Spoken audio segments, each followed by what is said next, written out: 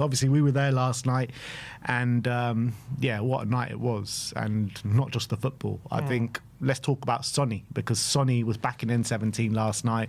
We all saw him, the pictures and the videos of him at the mural a couple of hours before we even got there last night. We got there quite early as well, but as soon as we got there, we headed straight to the mural, which I thought it was fantastic. The detail on it, the pictures were perfect. I think the way it's been done is fantastic. A lot of people questioning the kind of location of it. From where we go into the stadium, it's like quite far away from the south stand, isn't it? So you've got to walk past the stadium, past the road that leads to White Hart Lane Station, and it's there on the wall. Basically opposite the bricklayers. Yeah. Essentially, yeah, exactly, just opposite the bricklayers. But I think just as the mural itself, I think it's absolutely fantastic. And the high road now is starting to look decent. You know, you've got Ledley King on one side, you've got Harry Kane bang in the middle, you've got Sonny on the other side. We just need a few statues popped up here and there and everywhere, and it's starting to look a lot better. Who's next to get a mural? Who'd be your prediction? Next to get a mural, Ben Davis. Ben Davis mural. I guess he'd be the only candidate right now in the team. But no, the Sonny mural is fantastic. I think it's obviously got his iconic celebration and the trophy lift. Apparently, he had a big say. I think he advised them what kind of pictures to use. If he said that picture of him lifting the trophy, that's his favourite one. And so I'm so glad we have that. And we have that just piece of history there to pay tribute to him, because he deserves it, and that's the standing he has now within our club. He's an absolute legend, and I'm delighted that they've put that up, and that's such a great thing to see now. And as you say, it adds a collection of murals now we have down the high road, which hopefully down the years there'll be many more, but that one's a really special one. And to see him coming back to the stadium was it was a long time coming. We was always been a topic of conversation ever since he left. When are we going to get to say goodbye to him?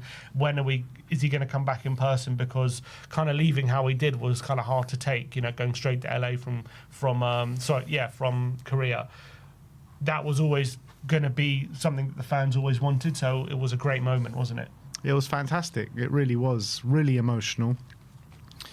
The way they did it as well, with the highlight kind of reel, and then you had him coming out the car. It was like a WWE walk-on or something like that. But yeah, just seeing him come out onto the pitch and his speech, I think it could have been done a little bit better, to be honest. Look, it was from the heart, wasn't it? Completely. It was completely from the heart, but I felt like he kind of got lost in his words a little bit, and I think he wanted to say a lot more than he actually said. And I felt like, but I said it to you last night, but I felt like he should have done what he did before the game and then come out at half-time and done like a proper interview with Paul Coy. I thought there should have been more, like you mentioned yesterday, more stuff around the stadium. I know there was all branding everywhere, and that was great. But, a lot of fans calling for a TIFO yesterday. Maybe there was not enough time to arrange it or anything, because it was only got announced last week. I just thought they could have involved the fans a bit more. Yeah, I think a TIFO would have been really, or even a massive flag or something. Just so the fans can show their appreciation. But at the end of the day, maybe it was something that was short notice, so there's only so much you can do. But I felt there was just a little bits maybe missing. Maybe he could have come out with the trophy instead of, I know he got given something, didn't he? I don't know what it was, for commemorative. It was like some golden cockerel, which is nice, really great. Which is really great. But at the end of the day, the most important thing was he was there in person. All the fans got to say goodbye to him, and it was touching. He says, "I hope Spurs fans never forget me. You always be in my heart." All the all the nice things people say when they leave. So that was really touching moment here. He was spending after the game about 10 minutes to 15 minutes, maybe longer, I don't know, but he was basically out in his seat just waving goodbye to all the fans and showing his appreciation. So that was a really nice moment as well.